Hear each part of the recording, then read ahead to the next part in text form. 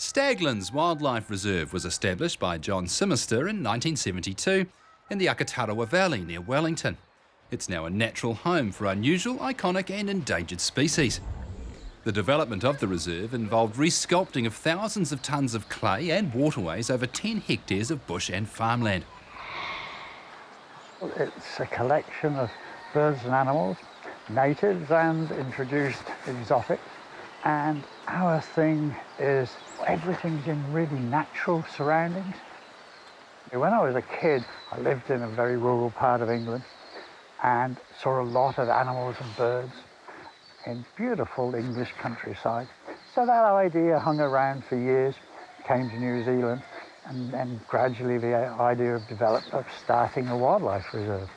So we looked around for a bit of suitable land. This came up, spot on. It was just scrubby paddocks, a lot of pig fern, a little bit of manuka and tawini. We cleared it, started planting, and never really stopped. It's a ridiculous place to build a wildlife reserve in the Akatarawa. Very beautiful valley. We get a lot of rain, very windy road, long way out of Wellington. Yeah, it was a gamble. The bank manager certainly didn't want to know a thing about it. But on the other side, it's so beautiful that it's a destination in itself. It became really successful overnight, far more successful than we ever imagined, or wanted, to be honest, because we couldn't cope. There were too many people. One of the things I hoped was that there'll be no sealed paths around the place. It'd all just be grass paths and paddocks and people would walk across it. Of course, the Akatarawa climate with a lot of people, the paths turned to mud, and so they all had to be sealed. So that was one of the learning experiences. It's the interaction, it's the involvement. You can see all of these animals and birds on videos, on the TV and all the rest of it, but they need to be able to touch it, feel it, smell it, hear it, talk to it. These are really important things for me. So it's that involvement and interaction in an attractive and natural setting. That's what we're about. Our main customers are families, but surprisingly, we get a lot of tourists. Hadn't expected quite so many, but a lot of tourists come. But it's families are our bread and butter, and people coming from out of town to meet those families and stay with them. What shall we do today? Oh, let's go to Staglands. Let's see a bit of real New Zealand. Some of the animals, they're all been introduced into New Zealand, obviously. Some of them were put in the wild, like the deer.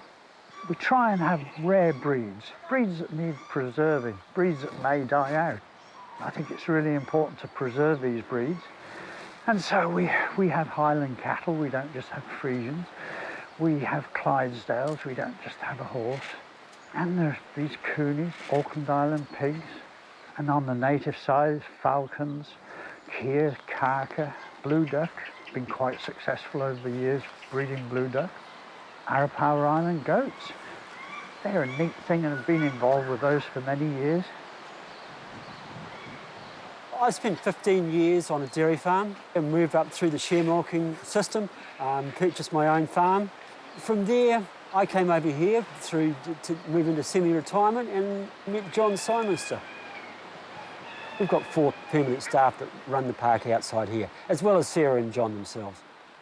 If you compare it to a farm and then you layer another 20 layers on top of it, we're dealing with not only animals, we're also dealing with public, we're dealing with children, we're dealing with elderly people, and we're also dealing with a lot of regulations. And we're also trying to do a lot of things for our animals here. We're trying to breed them, we're trying to encourage people to be conservationists, as well as, for a lot of people, this is their first touch. Staglands is a wonderful place, and I'd have to say that it's one of those things you'd want to tick in your box before, as a New Zealander, to come here. All the animals here are completely hard-fed. We classify the grass as being painted on, and so the difficulty here is maintaining nutrition levels and also keeping the stock in a condition that is not overly fat. You know, our prime thing is animal health here, because we want to display an animal that looks like a healthy, active animal. which is very difficult because you're always on the balance. And then again, you have so many layers of stock.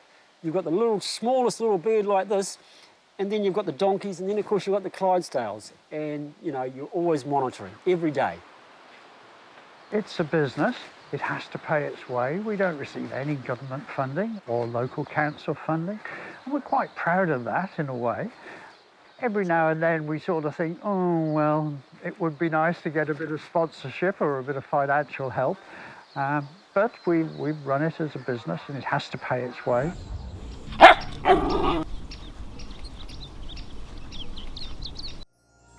This program was made with funding from New Zealand On Air.